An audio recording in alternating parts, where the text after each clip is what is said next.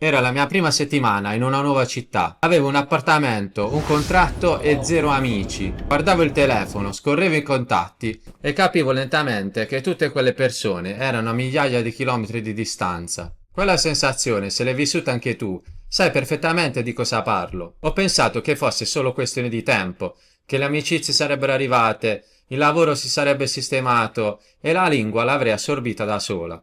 Ma non funziona così. Vivere all'estero non si improvvisa, ma si costruisce. E ci sono 5 app che se le avessi avute dal primo giorno mi avrebbero risparmiato mesi di fatica inutile.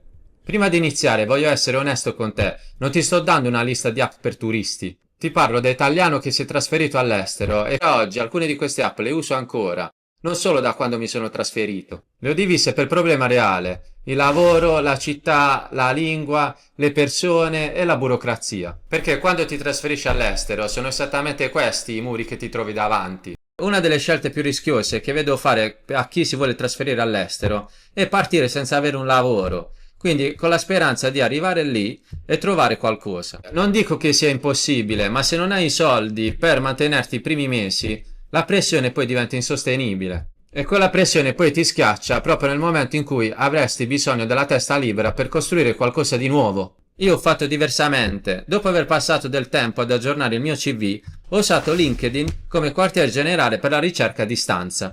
Ho iniziato a inviare candidature alle aziende, ho reso chiaro il mio profilo e ho reso chiaro cosa cercare e dove volevo andare. Grazie a questa strategia e anche ad alcune videochiamate, ho avuto il mio primo contratto senza dover prima acquistare il biglietto aereo. Non è una bacchetta magica, ma richiede impegno e costanza. Ma è lo strumento più potente per lanciare la tua carriera senza fare un salto nel vuoto. Ok, il lavoro ce l'hai, sei partito, hai trovato un appartamento. E poi arriva puntuale come un treno tedesco il momento in cui ti rendi conto che non conosci nessuno. Puoi vivere anche in una città grande, pazzesca, ma se non hai qualcuno con cui condividere un caffè, tutto questo è solo rumore di fondo. Ed è qui che entra in gioco un'app che si chiama Meetup. Meetup è la risposta al problema più sottile di chi vive all'estero. Non è quello di stare da soli, ma è quello di essere circondati da gente e non connettersi con nessuno.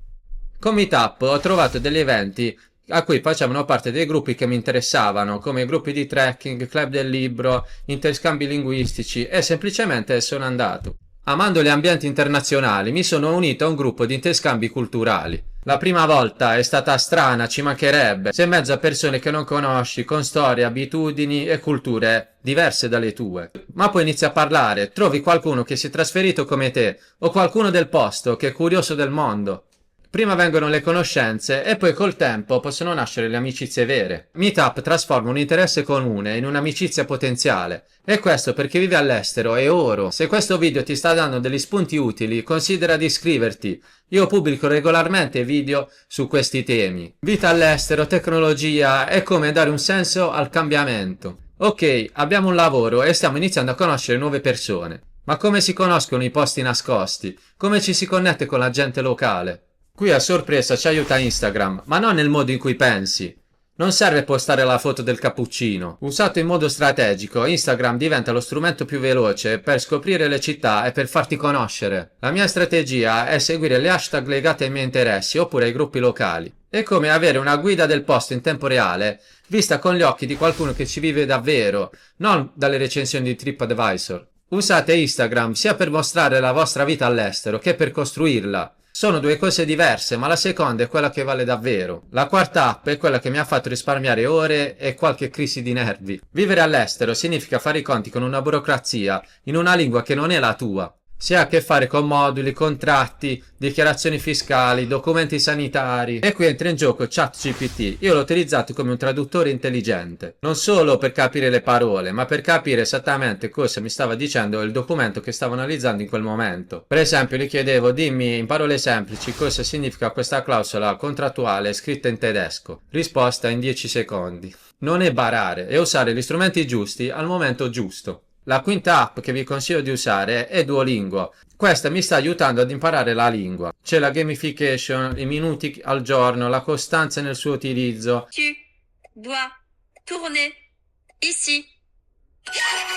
Possono aiutare a imparare la lingua locale. Ma se devo essere sincero, la vera svolta per me non è arrivata da un'app specifica per la lingua. È arrivata solo quando ho smesso di usare la lingua come una materia da studiare e l'ho iniziata ad usare nella vita reale di tutti i giorni. Quando andavo al supermercato, al lavoro, con i colleghi, scrivendo i messaggi, anche sbagliando. Le app possono aiutarti, tipo Duolingo, i podcast, i video, i corsi online, ma da sole non bastano. La lingua la impari davvero quando diventa parte delle tue giornate.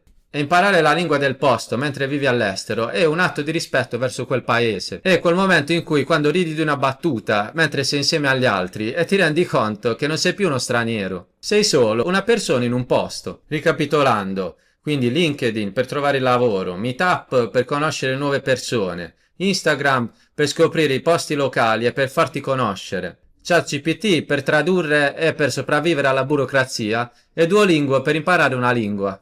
Nessuna di queste app ti garantisce nulla, ma tutte insieme costruiscono qualcosa di concreto. Ora ti chiedo una cosa, qual è stato per te lo strumento indispensabile vivendo all'estero? Scrivilo nei commenti qui sotto, voglio leggere la tua storia. Se sei arrivato fin qui, grazie per aver condiviso questa parte del viaggio con me. A presto!